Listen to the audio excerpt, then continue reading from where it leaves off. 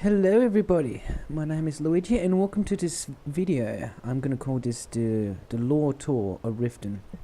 And basically this is a video experiment where I go around the city of Riften and I'm gonna point out things lore wise. So I'm just gonna basically go around Riften and explain the most important parts of the lore of Riften. So let's head to the market first. And let's pull up the map. And Riften can be divided in half, basically. On the east part of Riften, it includes the market district, where the merchants arrive, all the famous taverns, and also their manors and the keep. And this is called Plankside, and Plankside is mostly for business. So the west side is called Dry Side, and this is where most of the merchant lives, the middle class, and this is where you can find the orphanage, the blacksmith, the alchemist, and all sorts of things. And it also extends to another little area, the docks, which is primarily owned by the Black-Briar meadery, and it also has a fishery over there. So Plankside to the east, which is business, and Dry Side to the west, which is the residence. You also have the canal.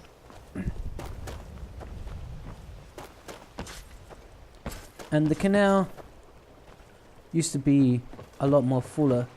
You can see ships here, or at least boats. And because of the war, during this time, this is the Skyrim civil war between the native Nords and the Imperials of the Empire. And at this time, no winner has been decided. But as you can see, there are a few remnants of some boats. And Riften, due to the war, is not as busy as it once was. And now the docks are now closed.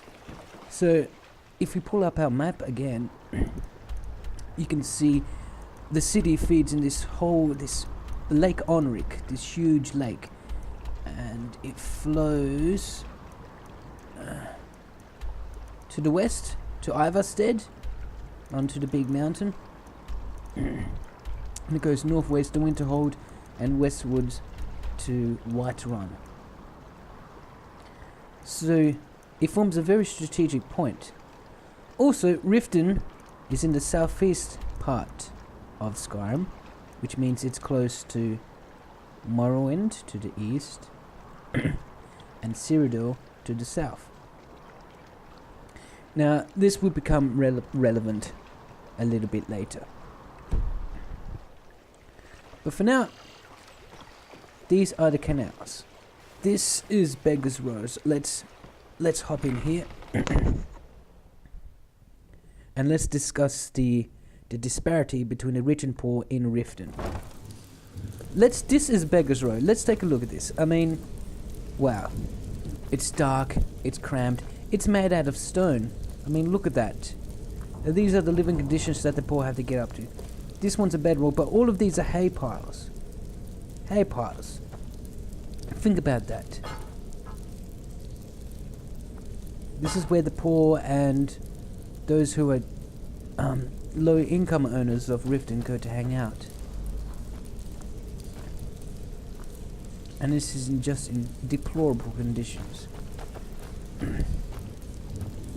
I think this bedroll is owned by one of them, a merchant Modesti, who is an Argonian, who refuses to leave this place.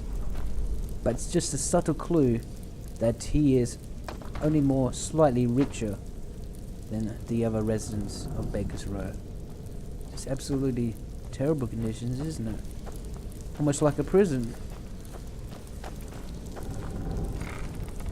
So back on top side, we're in the eastern part of Riften. And this is once again the business district. This is Black-Briar Manor. And if we can get a better shot of it right here, we can see it's huge. It's huge. It's got 2 stories. It's got its own balcony. Very opulent, very huge. But there is another place which symbolizes the difference between rich and poor. If we go back to, let's go to Riften Jail. And in Riften Jail, we're going to meet someone called Sibby Black-Briar. Now, you're going to hear that name a lot, Black-Briar. I'm going to explain a little more about the Black-Briars soon, I promise. But for now, let's visit Sibby Black-Briar. Hello sir, I'm here to see the person and I'm allowed to be here. So this is the jail. This is where anyone who commits a crime in Riften gets to spend the night. And so this is a typical jail. Iron bars, stone walls, a simple bed, and not much in the way of amenities. No big decorations, no banners, no rugs. Simple life. And the prisoner here is wearing rags. So quite average. Not as bad as Beggar's Row, but quite average. And if we go to Sibby's prison cell, look at this. He's got a huge opulent rug. He's got a wardrobe. He's got fine jugs. He's got lots of fine food, and he's allowed to sleep in his normal wear.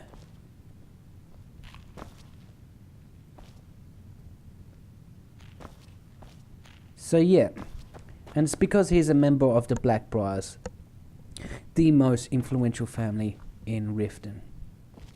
I mean, okay, so here is a shot of Sibby's cell, contrasted with quite an ordinary one right here. Yeah.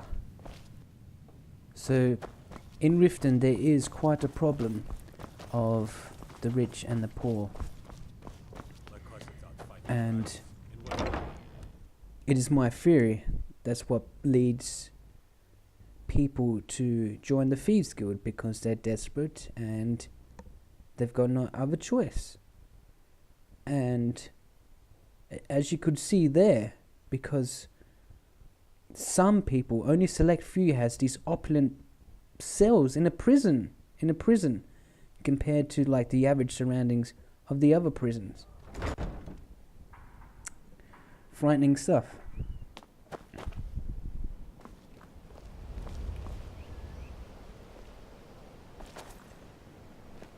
So here is the keep, and you'll notice that it's quite small compared to the other keeps of Riften. Also, you'll notice that the buildings in Riften are made primarily of wood. As you can see in the orphanage right here, you can see it's been made of thick logs of wood with only a few timber embellishments. Thick logs of wood, simple wooden frames, and just simple stone. I mean, and just look at this wall, just simple mortar. I don't think the rocks has even been cut, to be honest. So what's going on here with these wooden buildings and small keeps? Well, it relates to the former Jarl of Riften, Hosgun Cross Daggers, and that is where we get the cross daggers for the crest of Riften as well. Now, Hosgun was a very cruel man. He was a very tyrant, and the first few years of the Fourth Era, he ruled Riften with an iron fist. And he built this huge opulent keep, this palace, and it was a symbol of debauchery, of distaste, of wealth, of exceeding wealth. And while everyone was living in poverty in Riften, he led with an iron fist, and he forced Riften to pay for it. And so what ended up happening is that the people of Riften rose up, and they started a riot, and a lot of people died. The Jarl perished, and everything was set on fire. Every building was burnt to the ground. And because of this, Riften was quick to rebuild. And that is the reason why the city is primarily made out of simple stone structures and wood. Thick logs, small planks. That is also why the keep is a lot smaller than it was. It's just built from it's built, I believe, from the remains of the other keep, and also some new features. And of course the current Jarl, Layla Lawgiver, doesn't want a repeat of her predecessor. Okay, let's head into the keep, and we can discuss politics.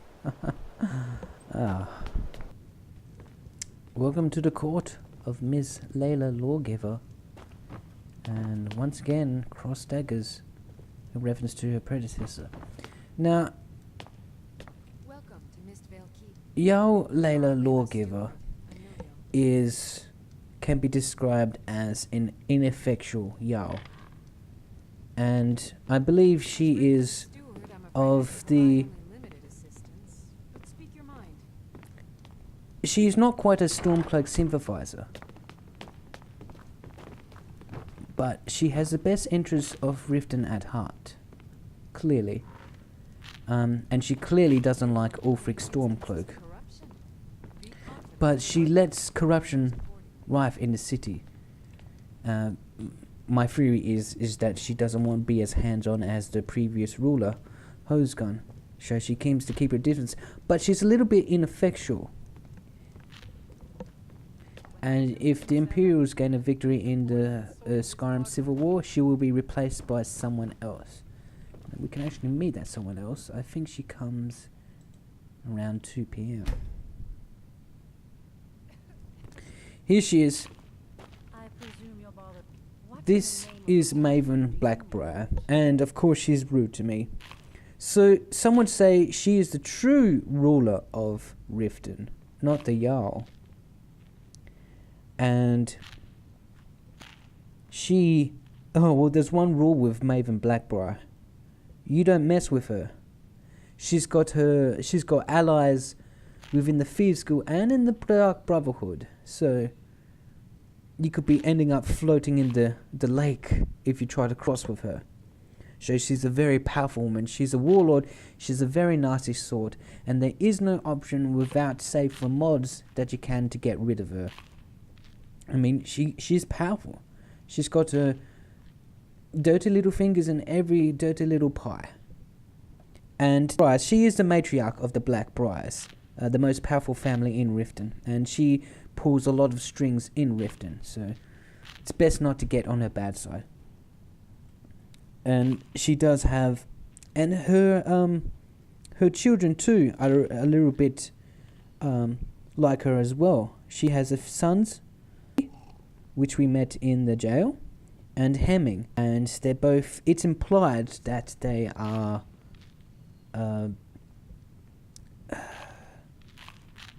like to assault women, that's how I say. Not a very nice person. The only truly sympathetic member of the Black-Briars is Ingen, and she prefers to be an alchemist at Canalside. But she also has a big, huge interest in poisons. So, yeah. So, the Black-Briars, very powerful, very morally black faction, a family of Riften. And she, of course, owns the Black-Briar Meadery, which sells the best meadery in Skyrim. Before we go back out to the city, let's discuss the Stormcloaks and Imperials just for a second. I'm not going to tell you which side I'm barracking for. I don't want to start a flame war. But Riften is one of the old holds of Skyrim. And with Dawnstar, with Windhelm, and with Winterhold, they are Stormcloak supporters. But as you can see, not everyone in Riften is a supporter of the Stormcloaks. Actually, Seyland over here, he is the son of the Jarl, Lola Laygiver, and he is not a supporter of the Stormcloaks. And he believes that Ulfric is just a big bully. And he's right in some cases. Welcome to the Bee and Barb, one of the most famous taverns in Riften. The other one is called the Ragged Flagon, which everyone discourages you not to go because it's owned by the Thieves Guild and they are criminals and they don't want to be associated with that. The other tavern of note is Helga's Bunkhouse, which is all intents and purposes a brothel. Now, this fella here, Aesgeir Snowshod, is also pro-imperial, in contrast with his father, Woolworth, who usually sits around here. And he is very, very pro-Stormcloak. And he's just another one of those guys, and it's just another one of those Stormcloak versus Imperial things. So even though that Riften is primarily a Stormcloak town, disagree with their policies. Anyway, allow me to sit down. So if you notice, there is quite a lot of Argonians and Dark Elves in Riften. And it's just food for thought. I think that Riften is more cosmopolitan, and it's just the city. It's the city that is less racist in Skyrim. In contrast to Windhelm, surely. In Windhelm, there are Argonians, but they're not allowed into the city, and the Dark Elves are treated like so poorly. They live in slums. But in Riften, they are merchants. There is also another jewelry merchant called Modesty who works on the marketplace during the day. And it's just food for thought that there is more Dunmer and Argonians than all the cities in Skyrim. And the Argonians are allowed to be merchants and barkeeps. So there's more equality in Riften than in anywhere else.